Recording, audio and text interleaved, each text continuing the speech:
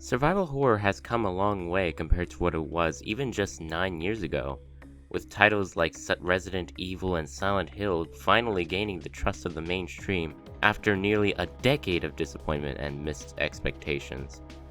However, there was a time when the genre as we know it remained in obscurity, locked away in the niche aisles of game stores all across the globe.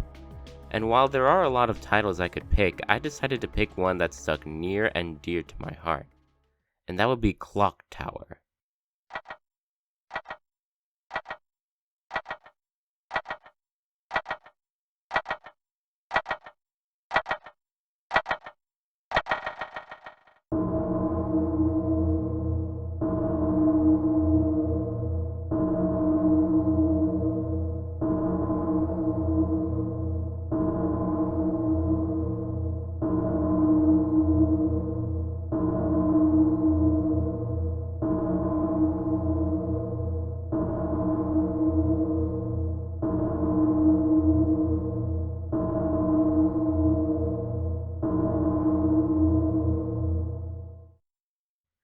Released in September of 1995 as a Japanese exclusive, Clock Tower's director Hifumi Kono sought out to create an experience emulating that of 80s slasher horror movies, in particular Dario Argento movies, using similar plot points and character designs to Phenomena, with the main protagonist bearing heavy resemblance to Jennifer Connelly in that movie.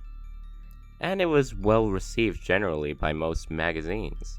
And now that we're done with the background, let's delve into the dark depths of this mechanical nightmare, shall we?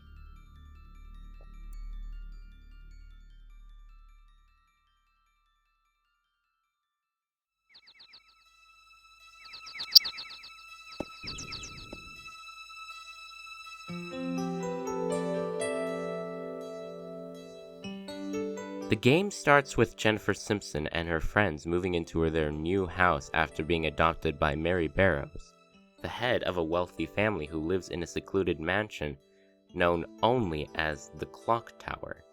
Once the girls enter the main foyer, Mary goes to get Mr. Barrows. Minutes pass, and after some chit-chat with the others, everyone notices that Mary has been taking a while, and one of them, named Lot, asks Jennifer to go check up on Mary. Jennifer agrees, and as she enters the hall, she hears a scream from behind her.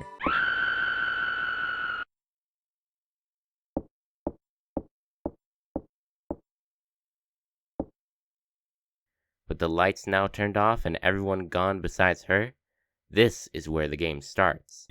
This is a point-and-click adventure game, and just like The White Chamber, most of your time will be spent exploring the mansion, collecting items and solving puzzles. But what made this game unique at the time was how it used its atmosphere and backgrounds to create a sense of unease, with most of the game the only sounds emanating from this area being the echoing footsteps of Jennifer. These are things that we take for granted in horror media, but at the time, they were very rare. Most horror-themed games at the time were just content of just showing a few scary images that might spook some kids. Sometimes if you interact with certain items or objects, you'll get these highly detailed and rendered stills that are very impressive given the Super Nintendo's color palette limitations. Health is determined by Jennifer's mental state, cycling through different stages depending on how calm or panicked she is, blue being the best and red being the worst.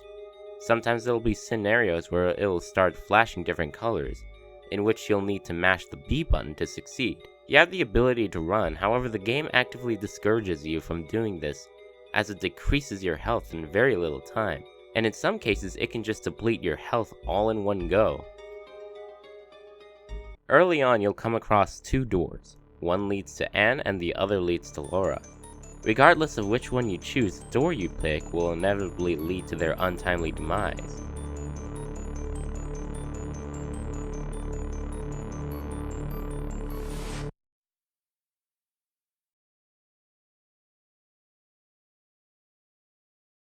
And the culprit of these murders? The Scissor Man.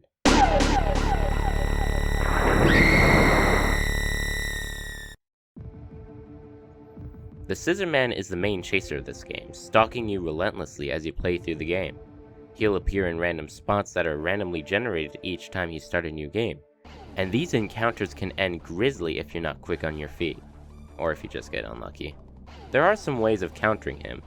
One, you can pick a hiding spot and that'll lead him to go away, or you can face him head on and mash B to push Scissorman back, allowing you to escape. During these chases, the items you interact with are relegated to hiding spots, if they're even there at all. Choosing the right spot can mean the difference between life or death. Or you could just go to this bathroom and wait a really long time and then come back out.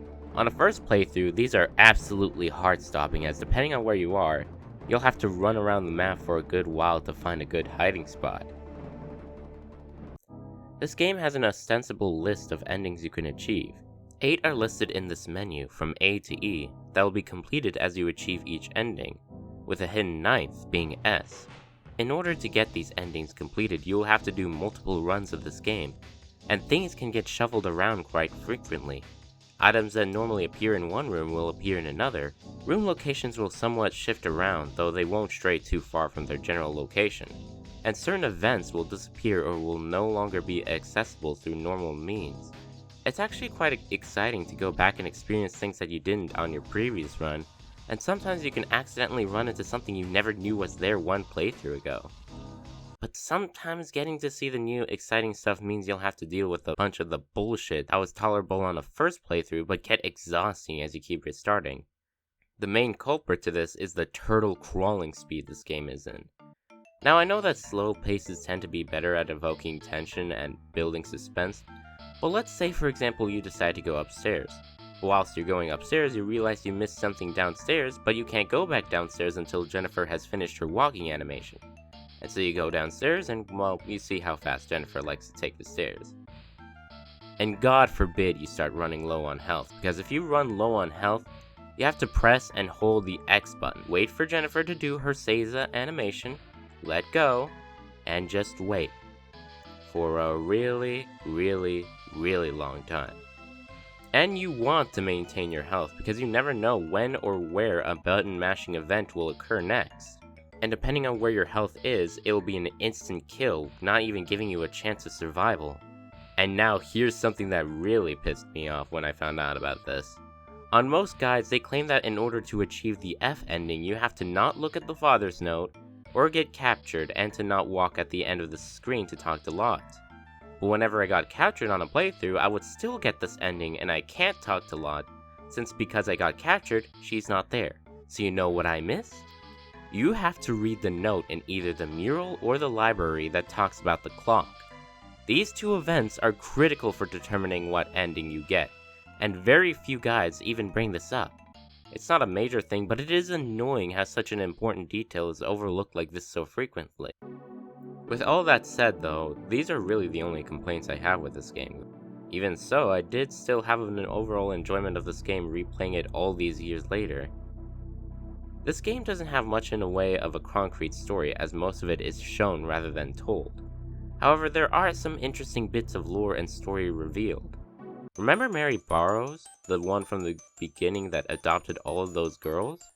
Well, she's a cultist who adopted them for the sake of sacrificing them to a demon. What demon that is unclear, but sometime after her twins Bobby and Dan were born, she had the doctor who was helping, Walter Simpson, locked in an airtight room. Walter Simpson being Jennifer's father. This is the third day I, Dr. Walter Simpson, have been in here. Hold on, my son. Before I die, I will report this. There are 3 children who are blemish on this world. When the lady was to give birth, I was called to the house. She gave birth to 3 children. No, demons. And when they were born, taking my right hand, they were killed, their bodies deformed. They should have died, but they lived. I should have tried to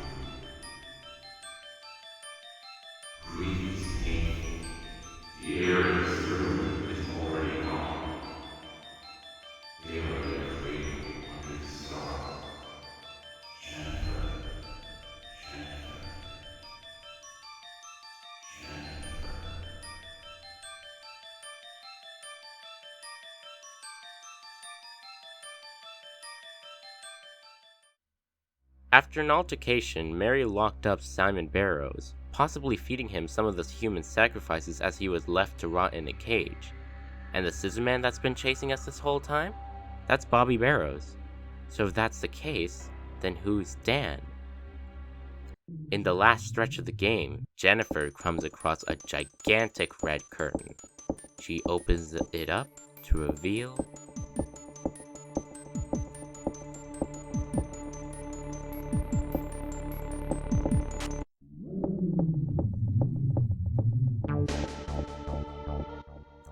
this is Dan. Dan serves as the game's only real quote-unquote boss fight, with some of the most badass music in the game, and a final button mashing sequence to boot. Escaping him lets you escape into an elevator where you can see the ending. Here you can choose floor 2 or 3. Selecting 2 pits you against Mary in a final confrontation where she angrily attacks Jennifer for killing Dan, even calling out to Bobby to hunt her down. With Jennifer being able to knock Mary off her tail and flipping the switches to knock out Bobby, choosing floor 3 will have the Scissor Man pop into the elevator, giving you one last chase. The rest is more or less the same, with Jennifer pulling the switches and knocking out Bobby, just with Mary popping out to strangle Jennifer briefly before being knocked back.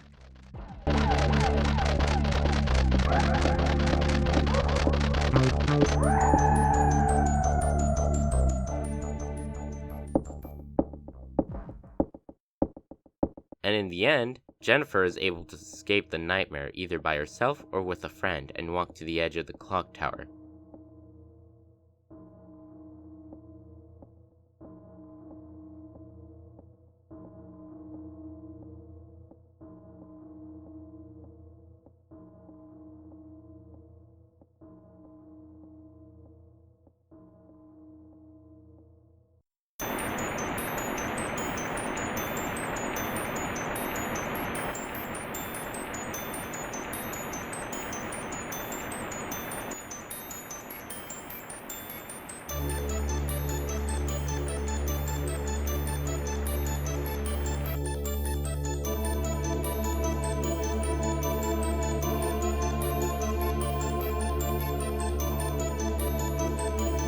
They watch, marking the nightmare finally over.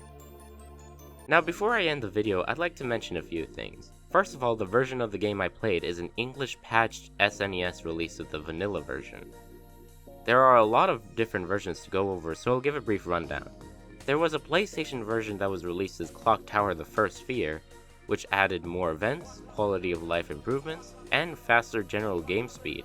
They also added better quality sound effects, modified graphics, mouse support, and a slightly different OST. There's a Windows 96 that I couldn't get to work, but from the gameplay footage I have seen, it is incredibly similar to the PS1 version, bar a few differences in graphics. There's also the WonderSwan version. Never play the WonderSwan version.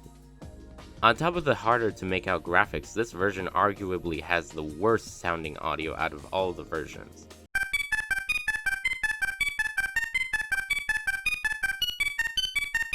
If you have a WonderSwan for some godforsaken reason, and already have a copy or just want to try it out for curiosity's sake, then go ahead. But just know you're getting a much worse experience compared to all the other versions. Now there is an ultimate mod for the SNES that adds in all of the content and quality life changes from the first Fear, along with adding a puzzle that went unused. I haven't tried it out for this video, but from what I've seen, this looks to be a very good way to play the SNES version while getting more out of the experience. And my final thoughts? This is a pretty solid horror adventure for the Super Nintendo that, whilst extremely slow and clunky in a lot of places, still features plenty of stuff in there worth experiencing today, such as creepy backgrounds, a kick-ass soundtrack, immense repeat playability, and a decent amount of lore and story if you're willing to look for it. If you've got the patience, I highly suggest taking a look at this overlooked little piece of history.